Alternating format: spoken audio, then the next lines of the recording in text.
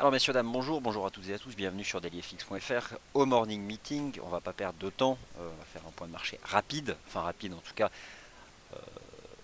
droit au but, pour reprendre l'expression d'une certaine équipe de foot. Vous avez sous les yeux l'avertissement sur les risques liés au marché des devises, aux produits CFD.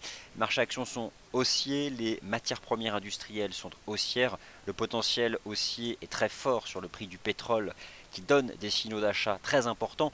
Et je vais commencer par un graphique combiné de l'US Oil et de l'UK Oil.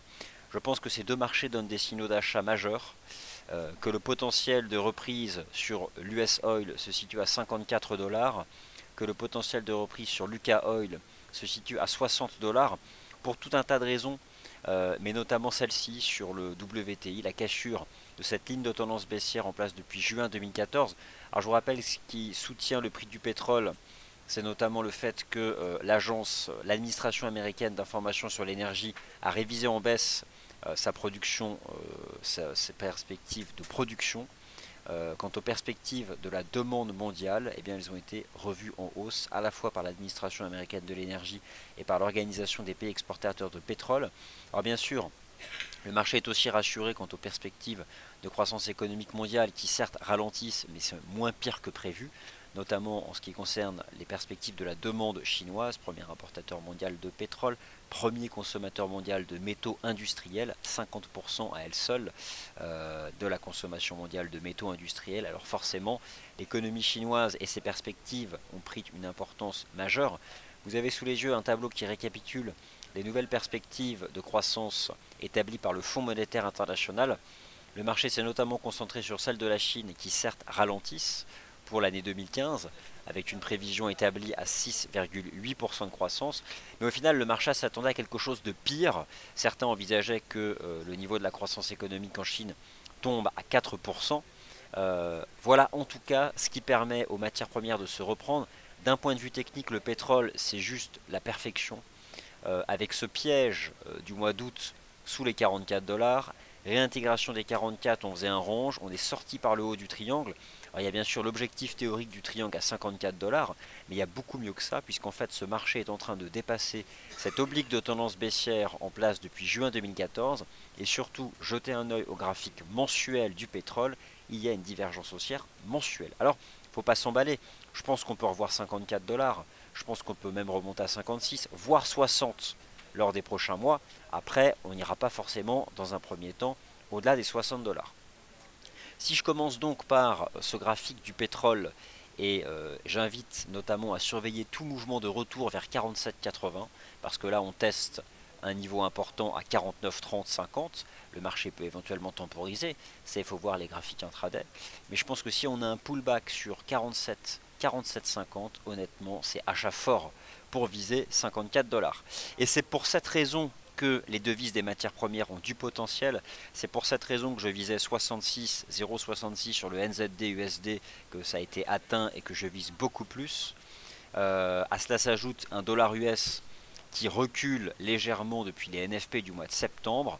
À cela s'ajoutent ces nouvelles perspectives à court terme pour le prix des matières premières soutiennent les actions appartenant au secteur des matières premières, et notamment matières premières industrielles, ce qui permet au marché actions d'être extrêmement haussier.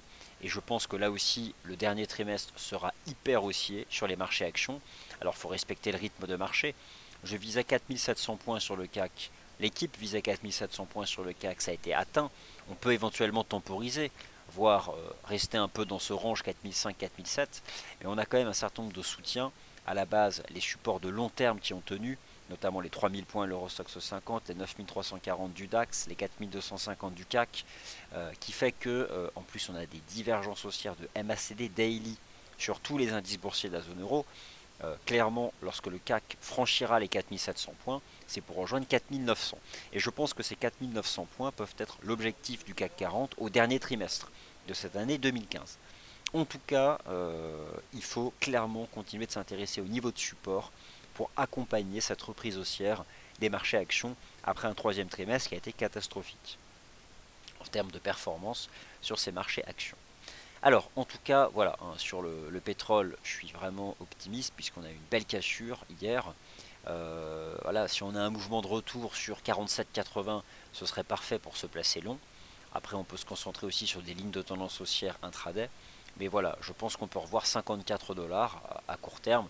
Ce sera mon objectif pour le mois d'octobre. Ici, le niveau des 54 dollars.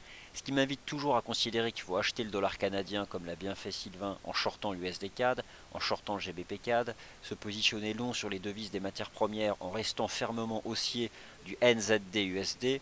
Le NZD USD qui a atteint une des cibles théoriques du double bottom sur 0,6240, peu importe, ça reste haussier et je vise 0,67 dollars. Là aussi, il faut continuer de se positionner sur support.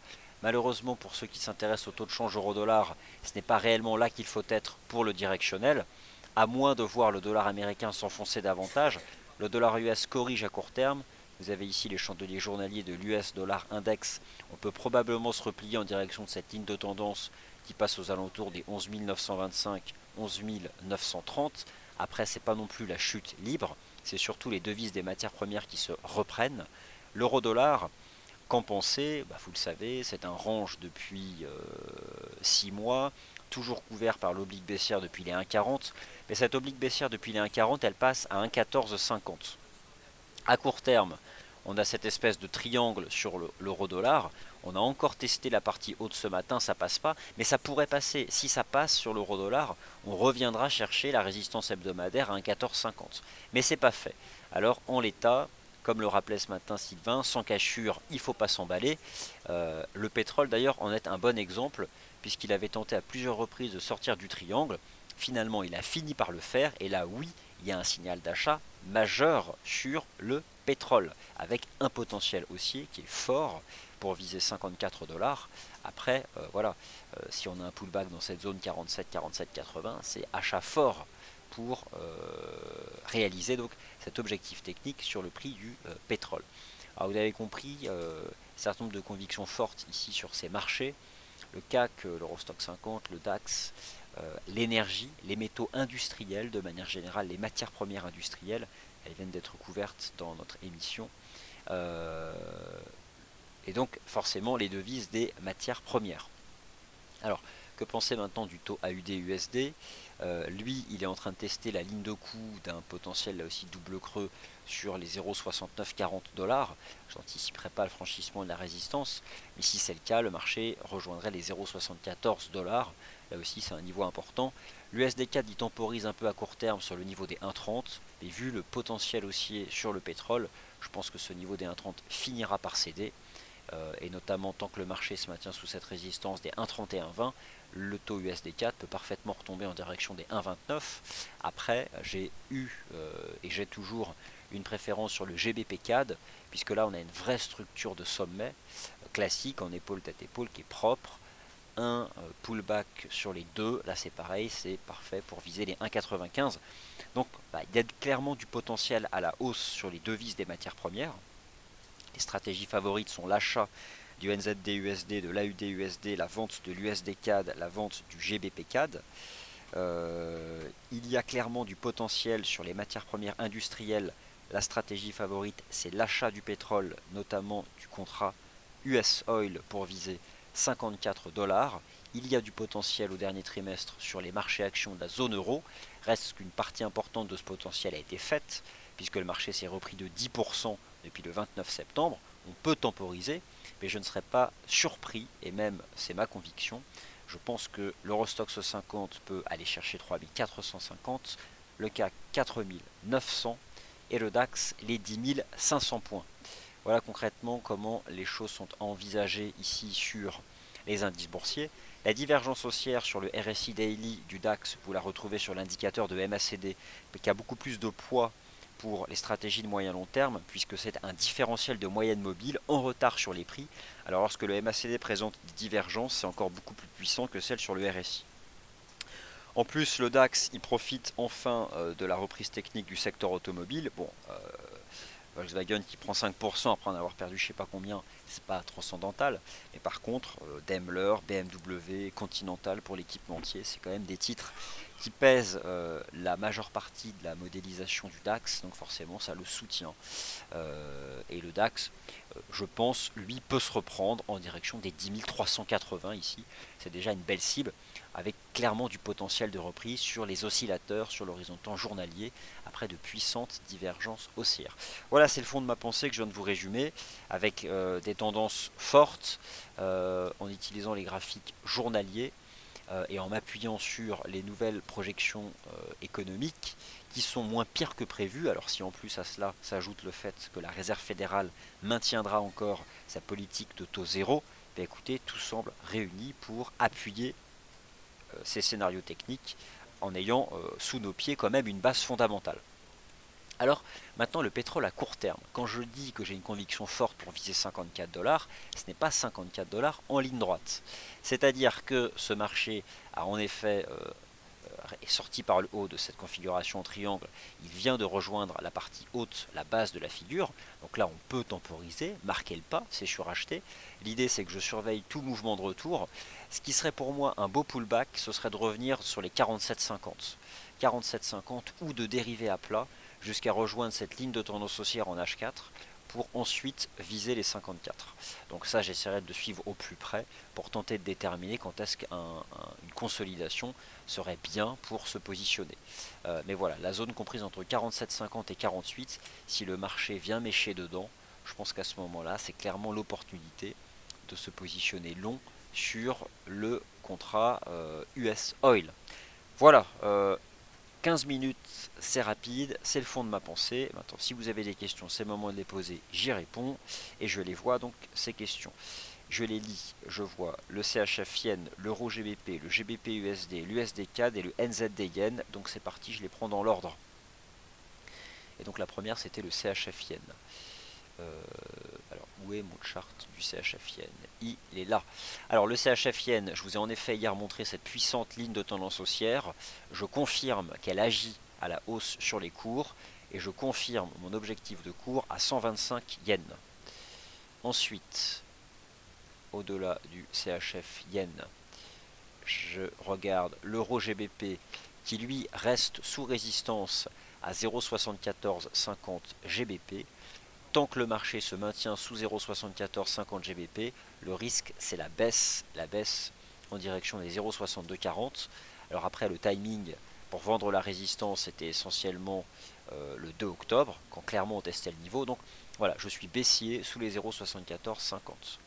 Ensuite, le GBP USD, reprise du GBP USD, consolidation qui prend un peu d'ampleur sur l'US dollar index, rounding bottom H4 sur la zone support majeure des 1,51 $, c'est haussier, objectif 1,5330 $. Ensuite, l'USD 4 se stabilise sur 1,30, qu'en pensez-vous? Je pense que c'est une stabilisation intermédiaire qui est due au fait que le pétrole a atteint un objectif de cours intermédiaire. Le pétrole peut nous faire une petite conso. L'USD4 peut faire un petit rebond technique, mais je pense qu'à terme, l'USD4 cassera en effet le niveau des 1,30 avec un prix du pétrole qui rejoindra les 49 $.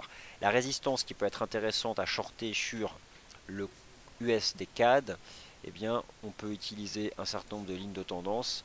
Celle-ci est beaucoup trop éloignée du niveau actuel des cours. Probablement celle-ci, un peu plus proche. Et donc voilà, si on devait se reprendre en direction des 1,3070, je pense qu'on aurait ici une zone de vente. Après voilà, on a quand même chuté en ligne droite de 450 pips, donc on va se détendre. On peut temporiser un peu sur 1,30, mais à terme, le risque c'est je pense de le briser, ce niveau des 1,30. Que pensez-vous du NZD Yen et de l'AUD NZD? Je file voir ces paires de devises. Le NZD Yen, je confirme, eh bien mon objectif est même dépassé, puisque je visais 78,80. Donc c'est fait. Maintenant je le rehausse cet objectif.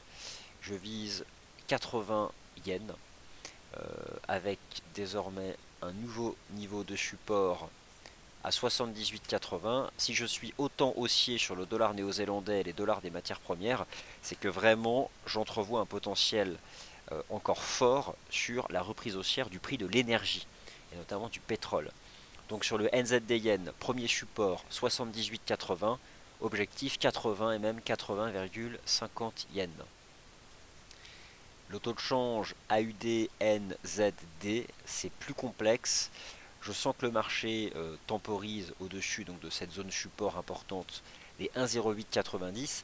C'est la force relative entre le dollar australien et le dollar néo-zélandais. Alors est-ce qu'on est en train de faire un double top? J'en sais rien. Tant qu'on est dans ce canal de baisse, je ne m'emballe pas. Il y a certes une dive haussière, mais elle ne fait que ralentir la baisse. Je serai fermement haussier sur la UDNZD si on quitte par le haut ce petit canal de baisse que vous avez possibilité de tracer en utilisant les chandeliers H4. Et bien voilà, j'ai répondu à toutes vos questions. C'était un morning meeting concis, mais l'essentiel a été dit. Merci d'y avoir été attentif. Prochaine émission à 13h, le 13h des Day Traders avec Sylvain. Et puis quant à moi, je vous retrouve cet après-midi pour le Wall Street Insider. Je ne sais plus vraiment à quelle heure. Probablement autour de 15h15 ou 14h15. Je vérifie tout de suite. Et donc je suis programmé aujourd'hui à 15h15. Donc rendez-vous à 15h15. Et puis à 16h, je vous rappelle, comme chaque mercredi, vous avez le point de marché vague d'Elliott. Merci à tous et à tout à l'heure.